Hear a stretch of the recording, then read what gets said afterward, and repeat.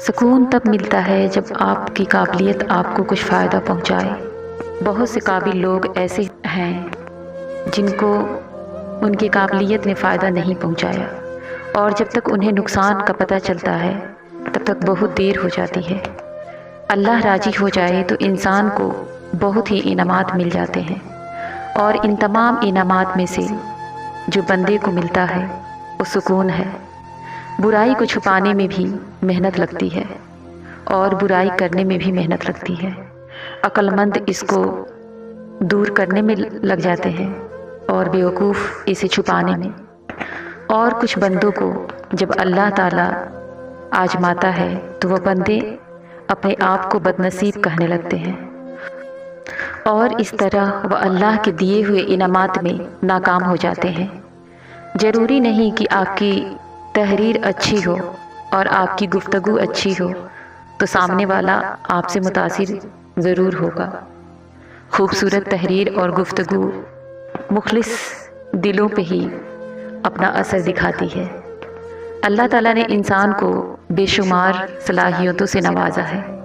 وہ اپنی صلاحیتوں کے ذریعے فرشتوں سے بھی اونچا مقام حاصل کر سکتا ہے، پھر وہ اپنی صلاحیتوں کو فساد اور جھگڑے میں لگا دیتا ہے۔ پھر یہ باتیں تعجب کے لائق نہیں کہ اسے جہنم کا ایندھن بنا دیا جائے۔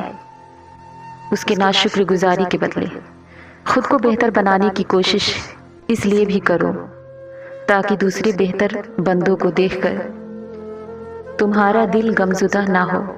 خواہشوں کو دیکھو کہ زیادہ سے زیادہ ہوتی جا رہی ہیں، اتنی کہ آخرت تمہارے لیے دھندلی ہو جائے تو فوراً نفس کی سرکشی کا علاج کرو۔ یقیناً نفس نے تم پر بہت مضبوط حملہ کیا ہے۔ زندگی ایسے بسر کرو کہ کائنات کا ذرہ ذرہ تمہارے حق کے کام میں لگ جائے، اور یقیناً حقیقت بھی یہی ہے۔ دیکھو زندگی بھی ہمیشہ خوشگوار نہیں ہوتی، کبھی کبھی غم انسان کو گھیرے ہوتے ہیں، آزمائشیں آ جاتے ہیں، اور جب ایسے ہوتا ہو تو خاموش ہو جایا کرو اور اس وقت کو خاموشی سے گزار دیا کرو۔ یہ اللہ کے شکر گزار بندوں کا طریقہ ہے۔ مومن کی زندگی میں بھی بہت سی پریشانیاں آتی رہتی ہیں، لیکن فرق صرف اتنا ہوتا ہے کہ اس کی ہر بار مدد کی جاتی ہے، اور ہر مرتبہ پہلے سے زیادہ مضبوط ہو جاتا ہے۔ مومن کبھی سکون سے نہیں بیٹھتا، وہ مسلسل اپنی پرواز کو بلند کرتا رہتا ہے۔ مصیبتیں، آزمائشیں اور تکلیفیں اس کو اور طاقت دیتی ہیں، اس کے پر اور مضبوط ہو جاتے ہیں۔ اس کی کہانی دنیا داروں کی کہانی کی طرح نہیں ہوتی، غلط چیزوں کی ضد اچھی نہیں ہوتی۔ یہ ضدیں اللہ تعالیٰ کی ناراضگی بھی ساتھ لے آتی ہیں، اس لیے اس سے پہلے کہ اللہ آپ سے سب کچھ چھین لے، ان ضدوں کو چھوڑ دینا چاہیے۔ خاموشی کا ایک فائدہ یہ بھی ہے کہ آپ کی زندگی کے بہت سارے سوالات کے جواب ملنا شروع ہو جاتے ہیں، ایک ایک کر کے وہ ذہن میں اترتے ہیں الہام کی طرح۔ زندگی کے سفر میں اگر کچھ لوگ ایسے مل جائیں جن کے خیالات آپ کے خیالات سے ملتے ہوں تو یقیناً زندگی بہت آسان ہو جاتی ہے۔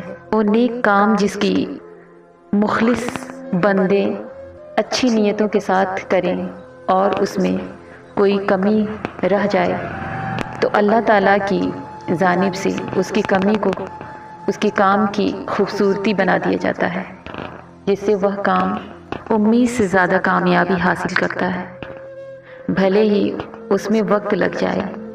توبہ کرو اور یاد گناہ سے بھی توبہ کرو۔ جس نے ظلم کیا وہ مر گیا، جس نے توبہ کی وہ نہیں سرے سے پیدا ہو گیا۔ جس کی پیدائش ہی ابھی ہوئی ہے وہ پیدائش کے پہلے کے ناپاکی کے بارے میں کیوں پریشان ہے؟ اپنی توبہ کو اپنی ذہن پر مضبوط رکھو، اس ناپاک گناہ کو اپنی ذہن سے جھٹک دو، اپنی خیالات کی وادیوں میں ایک نیا راستہ ڈھونڈو جو صرف اللہ تک لے جائے، جہاں صرف مومن ہی نظر آئیں۔ جو توبہ کرتے ہیں وہی اللہ کے مومن بندے ہیں۔ اپنے آنسوؤں کو اللہ کے لیے بہاؤ کہ اللہ میں تم سے کتنا دور تھا۔ کھل کے باتیں کرو اپنے رب العالمین سے اور اپنی نئی زندگی کو اللہ کے سپرد کر دو، کیونکہ اللہ حفاظت کرنے والا ہے۔